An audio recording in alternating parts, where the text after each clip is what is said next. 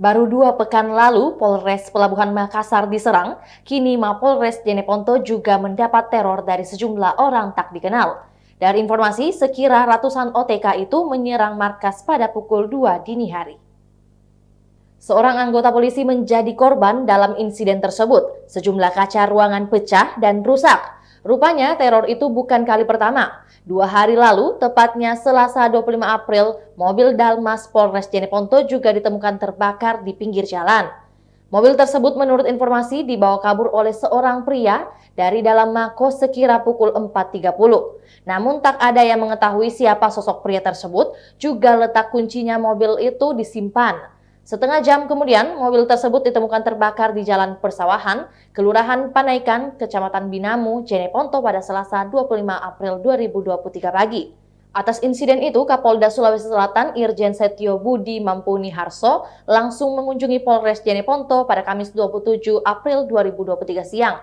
Kabid Humas Polda Sulsel, Kombes Komang Suartana menjelaskan, kedatangan Irjen Setio Budi untuk mengecek situasi pasca penyerangan oleh OTK di kantor Mapolres.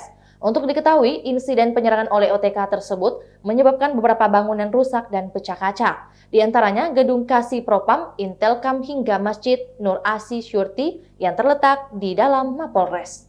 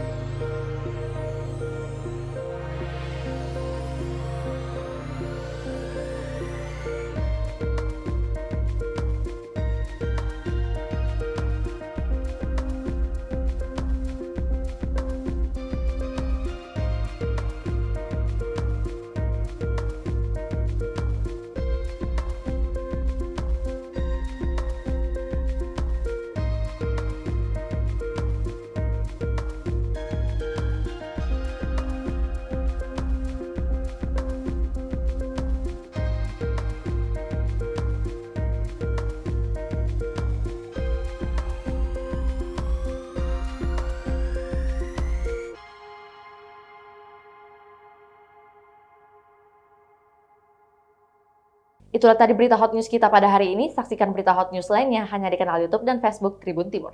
Terima kasih sudah nonton. Jangan lupa like, subscribe, dan share ya.